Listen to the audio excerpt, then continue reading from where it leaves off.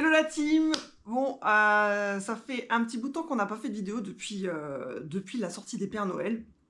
Et à la base, on devait aller laver la moto la semaine dernière. Donc jusque-là, tout va bien. Jusqu'à ce que arrive le petit accident à l'arrêt, que je vais vous conter. Donc c'est vrai qu'à la base, on était contents de partir, il faisait beau, c'était d'ailleurs la seule journée où il faisait super beau. Et puis, je voulais tester mes équipements, mes nouveaux équipements. J'avais une nouvelle veste, donc j'étais vraiment habillée nickel. J'avais le pantalon, le jean, j'avais la veste en cuir, le casque. Je voulais vraiment faire un essai de tous ces nouveaux habits sur le trajet, justement, parce qu'il faisait pas trop mauvais et que, il fallait absolument qu'on lave la moto, vu qu'elle avait été dégueulasse depuis la sortie des Pères Noël. Et puis, c'est assez ridicule à raconter parce que c'est vraiment l'anecdote de merde, dans le sens où, tant mieux pour nous, c'est pas un accident roulant, ça aurait pu être pire, mais à l'arrêt, c'est quand même fun.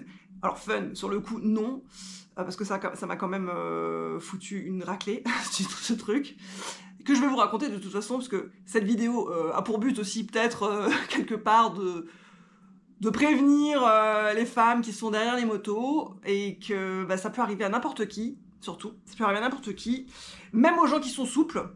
Alors moi je suis pas petite, j'ai 1m70, et puis je suis comme assez souple, peut-être que les habits que j'ai portés étaient peut-être pas adéquats, j'en sais rien, peut-être que le pantalon était trop serré, que j'ai pas pu faire ce que je voulais, mais en tout cas, il s'avère que ça m'a été, heureusement pas fatal, vaut mieux en rire qu'en pleurer, mais sur le coup, effectivement, j'ai pas rigolé.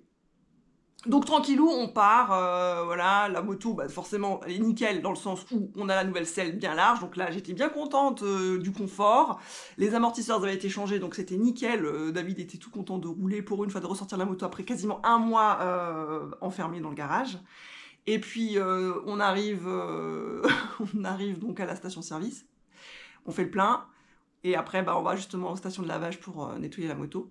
Il a à peine le temps de s'arrêter sur la grille, à côté de la grille de lavage. Et puis j'essaie de descendre. Alors comme d'habitude, c'est pas la première fois que je descends de la moto, ça fait quand même un an qu'on l'a, donc je me dis quand même, qu'est-ce que j'ai foutu? Même moi, aujourd'hui, j'essaie encore de réfléchir comment j'ai pu faire une connerie pareille. Donc ouais, j'étais assise, et puis bon, à l'arrêt, je descends ma première jambe, donc la jambe gauche. Je sais pas ce que je fais, je me retourne un petit peu. J'essaye de soulever ma deuxième jambe droite, ma jambe droite, pour passer au-dessus du sissi-bar, comme je fais d'habitude, je voulais toujours encore tester mon agilité. Et puis là, douleur fulgurante dans la jambe gauche. Je sais pas si j'ai touché le cale-pied, mon cale-pied, parce que je l'avais pas relevé. Alors, j'ai pas le souvenir de les relever à chaque fois que je descends de la moto. Pour moi, c'est instinctif, je pose mon pied, je fais mon grand écart, là, machin. Et puis voilà, ça passe crème. Et puis là, donc du coup, je sens cette espèce de douleur fulgurante dans la jambe, et puis je m'écoule comme une grosse merde. Alors sur le coup, là, je suis en train d'en rire, parce que franchement, c'est pas drôle, dans le sens où, douleur fulgurante dans la jambe, je me fous. Alors là, c'est là où l'expression prend tout son sens, je tombe carrément en PLS. Effectivement, je m'écroule comme une grosse merde à côté de la moto, peut-être 1 mètre, j'en sais rien, ça allait tellement vite d'ailleurs cette histoire. Donc je me fous sur la jambe droite, je m'écrase comme une grosse merde, et puis je suis là comme ça, avec ma jambe qui me tire, d'abord je la sens pas trop, donc c'est pour ça que je me suis un peu inquiétée, donc je sens pas ma jambe, il y a juste cette espèce de douleur fulgurante là qui est passée dedans comme un coup de jus. Alors c'est vraiment assez particulier, c'est une sensation bizarre, d'ailleurs hyper méga désagréable, et je me retrouve donc dans la flotte. Forcément, beaucoup de motos et de voitures étaient déjà passées pour laver donc les véhicules, et moi je me retrouve donc dans le cul dans la flotte, à moitié dans la merde, puisque c'était vraiment crasseux, et impossible de me relever. Donc effectivement, le temps que la douleur passe, c'est comme quand vous vous tapez le tibia, en général, il y a une espèce d'onde de choc là, et puis vous frottez un petit peu, et après, on se redresse, et ça va. Mais là, je la sentais vraiment pas, je sentais plus ma jambe. Et du coup, David qui s'inquiète, qui me dit, bon, t'arriveras à te relever? Donc je lui dis, pour l'instant, laisse-moi au sol, parce que, je sais pas. En fait, je savais pas. C'est rare dans ma vie que j'ai eu des douleurs comme ça, pour l'instant. J'en ai eu 2 dans ma vie, qui m'ont vraiment séché, on va dire. Alors forcément, vu que c'est un peu la session anecdote, hein, je vais en parler, comme ça la vidéo sera assez longue et puis ça fera rire ou pas, ou ça vous rappellera peut-être des souvenirs aussi de votre enfance. Première douleur fulgurante, c'était à l'époque quand j'étais au collège, en 6e, en cours de PS. Alors je suis pas du tout fan de sport, enfin en tout cas à l'époque ce n'était pas le cas. J'étais vraiment voilà, une demi-portion, j'avais 1m60, 50 kg tout mouillé encore et encore. Et donc c'était ce cours de PS où on faisait de la gym, donc matière, enfin gymnastique, je détestais ça, de toute façon, poutre, cheval d'arceau, enfin bref, pour moi c'était juste l'horreur. Donc il y avait ce cours où on devait sauter à travers ce putain de, désolé du gros mot, mais bon merde, cette merde de cheval d'arceau, et on devait se réceptionner sur le matelas bleu qui amortissait donc notre chute. Sauf que moi, je sais pas ce qui s'est passé, bah, je me suis pas arrêtée sèche sur le matelas, j'ai encore fait 2-3 pas, et je me suis retrouvée à tomber comme une grosse merde, encore une fois, sur le ventre, sur le sol de la salle de sport, enfin du gymnase. Et là, donc souffle coupé, enfin bref, en plus avec le harcèlement que je me subissais, tout le monde s'est moqué de moi, enfin bref, c'était horrible. Donc ça, c'était la première fois de ma vie à 11 ans où je me suis rétamé la tronche comme une merde, parce que j'avais pas, j'avais des jambes en guille, enfin c'était des baguettes, hein, je sais pas, de la mousse. Et puis deuxième anecdote où je me suis rétamé la tronche, où ça m'a bien séché aussi, alors ça c'était quand à l'époque je faisais beaucoup de randonnées, et puis ça devait être un jour où je devais faire une petite balade, voilà, dominicale. J'avais pas pris des chaussures de randonnée, j'avais décidé de prendre mes baskets Converse. Je me suis dit ça fera largement l'affaire, parce que c'était pas un truc compliqué, c'était juste une balade, voilà, je sais même pas sur quel trajet on était. Et puis il y avait cette espèce de gros rocher qui était assez large et un petit peu en pente, qui servait un peu comme une marche, quoi. Et donc je marche dessus. C'était une journée, j'ai pas souvenir que c'était humide, mais en tout cas, mon pied droit était en l'air et le pied gauche s'est barré. Donc il a glissé et là j'ai eu le temps en fait juste d'anticiper, de mettre les mains en arrière, de me tourner un petit peu, et je me suis retrouvée donc à tomber sur mon cul. Sur le coccyx même d'ailleurs.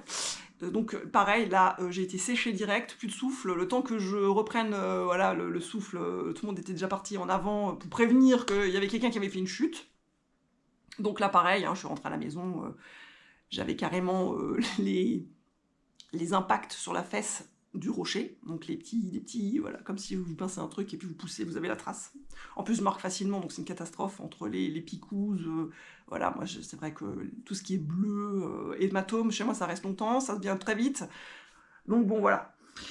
Et donc cette fameuse chute à l'arrêt de la moto, donc qui s'est passée dimanche dernier, donc c'était quoi, le 8 février, donc pile poil un mois après mon anniversaire, donc génial, merci du cadeau, hein, voilà, je commence bien l'année.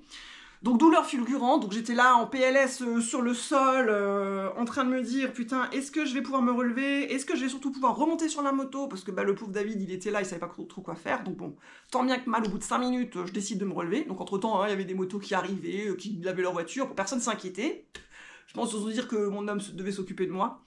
Mais quand je me suis relevée, du coup, déjà, avant de me relever, j'ai un peu essayé de bouger les doigts de pied. Je me suis dit, voilà, si j'arrive à bouger les doigts de pied, c'est plus ou moins bon signe. Bon, ça veut pas dire qu'il n'y a pas un truc pété, mais bon, en tout cas, j'ai réussi à bouger les doigts de pied. Donc voilà, j'avais la sensation quand même.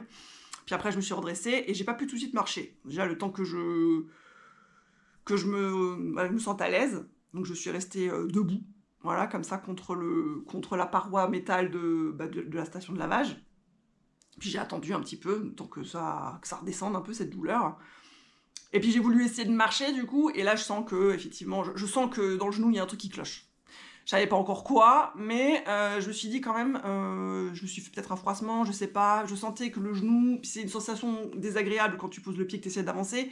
Je sentais un peu comme le fameux syndrome de l'essuie-glace, si vous connaissez justement en randonnée, c'est à force de descendre en pente, si vous n'avez pas les bâtons, et à un moment donné, votre rotule, elle fait ça, et puis il y a ce syndrome de l'essuie-glace, où la rotule, voilà, on sent qu'il y a un truc qui bouge, et ça fait un effet bizarre. Donc je dis à David, c'est impossible, hein, je peux pas remonter, je sens que ça va pas le faire, quoi. Donc tant bien que mal, on va faire chez mes beaux-parents, on les appelle, donc ils viennent en voiture 20 minutes après. 20 minutes, ça paraît super long quand on a mal, en fait. Je pense que n'importe quel moment paraît long. Donc ils arrivent, et mon homme décide de rentrer à la maison. J'oublie de lui donner les clés de la maison, donc le pauvre, il arrive à destination, il n'a pas les clés pour rentrer. Bon, ça, on le saura plus tard.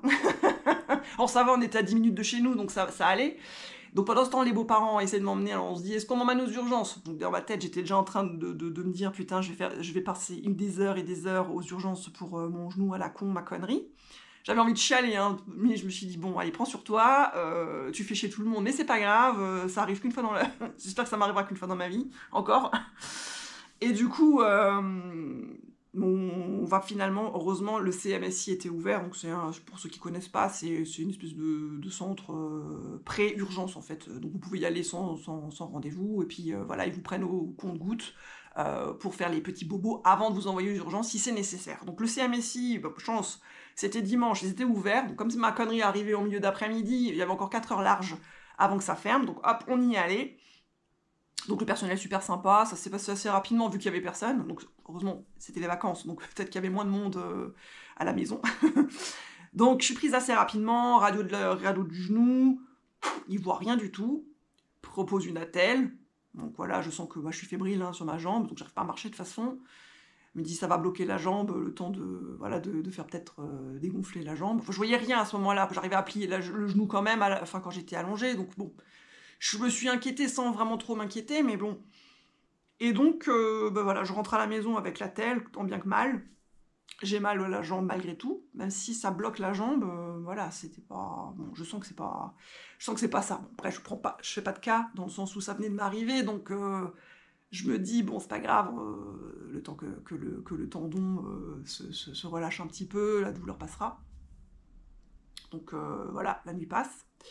Puis le lendemain, toujours pareil, hein, j'ai la telle, bon, je vérifie mon genou quand même, je me dis, bon, j'étais un petit peu enflée, bon, c'était pas flagrant, mais je voyais qu'il y avait un truc, c'était pas net. Donc bon, je suis assez, moi j'aime bien tout ce qui est médecine douce, et on va dire en dehors des sentiers battus, donc j'appelle ma rebouteuse, je lui explique le cas, elle me donne un rendez-vous le lendemain, donc on va dire assez rapidement pour pas faire traîner le truc. Donc le lendemain, mardi, j'y vais, elle me regarde, et elle sait tout de suite que y a la rotule qui s'est un peu désaxée. Donc elle me remet la rotule en place, les tendons derrière, ça tiraille. Bon voilà, je me dis, est-ce que je lui fais une luxation, une élongation, un déchirement, j'en sais rien. Pour l'instant, j'en sais toujours rien. Elle m'a strappé, donc ça va faire quelques jours, là, ça va faire, c'est même pas une semaine, hein, ça fait 5 jours, là, de dimanche jusqu'à... Enfin, j'ai strappé mardi, donc ça fait 3-4 jours que je me trimballe le truc. Et donc voilà, j'ai le strap depuis quelques jours, j'arrive à marcher un petit peu, mais je sens que ça tire quand même, donc bon, j'en sais rien. Aujourd'hui, je suis avec mon genou en vrac, je sais pas si je vais pouvoir rebosser la semaine prochaine, vu le métier que je fais, donc je me retrouve à marcher comme une mémé. Je le souhaite à personne, hein. Quand on est dynamique et qu'on marche assez vite, qu'on a l'habitude de faire des trucs voilà, comme ça, efficaces, bah là aujourd'hui je me sens vraiment pas efficace. Je me sens plus efficace pour rien. Je marche à 2 à l'heure, je descends les escaliers comme une pauvre mamie. Bon, j'en rigole parce que je sais que ça va se faire, mais c'est vrai que je sais toujours pas ce qui m'est arrivé en descendant la moto. Je sais pas si j'ai vrillé sur la jambe, j'en sais fichtre rien. Si jamais ça vous est déjà arrivé, n'hésitez pas à m'écrire, hein, on sait jamais. Mais en tout cas, c'est vrai que ça m'arrive, enfin, la sensation d'être à l'aise quand on est habillé en moto, je suis vraiment, vraiment super à l'aise qu'en été. Quand je porte mes jeans stretch, là, j'avais mes fringues d'hiver, t'es tout étriqué. Enfin, même si tu prends des tailles au-dessus, t'es jamais vraiment à l'aise pour bouger. Et donc, est-ce que en descendant de la moto, j'ai été un peu contractée, un peu serrée dans mes mouvements, et j'ai fait voilà, un faux mouvement, et je me suis foirée, j'en sais rien, c'est la première fois que ça m'arrive. Mais c'est vrai que j'ai jamais, pour l'instant, réussi à trouver des fringues moto, surtout en bas, où on est vraiment super à l'aise de nos mouvements. Même s'il y a des protections, en l'occurrence, dans mon jean, je les avais pas mises. Je suis tombée sur le cul, ça va, j'avais ma double couche puisque j'avais un legging en dessous pour avoir chaud. Mais n'empêche que, peu importe les marques, peu importe les tissus, c'est toujours hyper serré. Ça manque d'amplitude, je sais pas, que ça soit des jeans en vrai coton, des pantalons jeans style enduit, des jeans lisses, enfin des jeans dans des pantalons un peu effet velours. Il n'y en a pas un où ça vous serre à l'estomac, où ça serre les jambes. Enfin, on n'est vraiment pas à l'aise dans les mouvements. Donc, c'est vrai que j'ai toujours tendance, surtout en été, ou enfin, en tout cas quand il fait bon, de mettre des jeans stretch, voilà. Alors, soit en dessous, je mets un legging, machin. Je me dis, je suis quand même plus à l'aise. Maintenant, oui, niveau sécurité, si on se casse la binette, bah, c'est pas le cas. J'ai de la sécurité en haut, mais je l'ai moins en bas, même si j'ai des bonnes chaussures. Mais c'est vrai qu'en hiver, enfin, en tout cas cette période-là, c'est hyper difficile de trouver des fringues confort. Voilà. Donc, peut-être si vous avez des trucs et astuces, des fringues, des marques, voilà. Mais bon, je sais qu'en magasin, il faut quand même essayer. Sur Internet, c'est compliqué d'acheter. Il y a certainement des bons trucs, mais le problème, c'est que, je vous dis, il faut des fois prendre 1 à 2 tailles au-dessus. Soit c'est trop grand, soit c'est trop petit, enfin bref, c'est vraiment la galère. J'ai pas encore trouvé les fringues parfaites, en tout cas en bas. D'ailleurs, je pense que je vais faire une vidéo prochainement en vous montrant un petit peu les fringues que je considère comme étant efficaces, que ce soit au niveau de la tête, au niveau des vestes et tout ça, histoire de vous donner un peu d'idées. C'est vrai que faut pas forcément mettre vraiment énormément d'argent. Alors ça coûte toujours un peu, mais disons, faut pas mettre 1000 balles dans un truc quand on peut trouver pour moins cher de bonne qualité. Mais ça sera pour une autre vidéo. Donc voilà la petite anecdote, j'en profite pour faire ça, puisque de toute façon la moto n'est pas prête de ressortir vu le temps de merde qu'il y a. On n'a toujours pas lavé la moto, elle est toujours dégueulasse dans le garage, à cause de moi. Voilà, même pas eu le temps de la laver, hein. C'est vraiment le sketch quoi. Et j'espère quand même qu'on va faire prochaine sortie quand il fera meilleur. Déjà la prochaine sortie, évidemment, pour laver la moto. Et puis, j'espère qu'il fera quand même un peu meilleur dans les prochains mois, parce que franchement, ça commence à être déprimant. Donc, bah voilà, petite anecdote aujourd'hui, toute pourrie. Je vous dis à très très bientôt sur la chaîne. Alors, à page 86, plutôt à Splash 86, puisque je me suis rétamée comme une grosse merde. Je vais peut-être changer le nom de la chaîne, de la casse-cou. Je suis déjà une maladroite comme pas deux en temps normal, mais là, première fois en moto. J'essaierai de faire attention la prochaine fois en tout cas. Maintenant, je serai beaucoup plus méfiante. Ça, c'est le problème, c'est que quand quand il nous arrive des trucs comme ça, eh bien, on a moins la confiance. C'est pas que j'avais confiance avant. J'étais bien, je faisais attention. Mais là, je vais faire encore plus attention pour pas que ça me réarrive. Ce genre de faux gestes. Surtout que ma jambe a pris cher, donc je pense qu'elle est déjà fragilisée. Donc voilà, la prochaine fois peut-être que j'aurai la caméra sur moi et que je serai en train de filmer et puis que je vais faire je filmerai ma prochaine chute, j'espère pas. Mais je pense que si j'avais filmé à la base, je devais en plus emmener la caméra pour laver la moto. Je voulais emmener la caméra pour faire filmer un peu la sortie. Et ça aurait été mémorable, hein. On m'aurait vu tomber en live et tout, enfin, mémorable ou pas. En tout cas, je raconte cette anecdote, puisque, voilà, j'ai le temps. Bon allez, à très très bientôt, ciao ciao.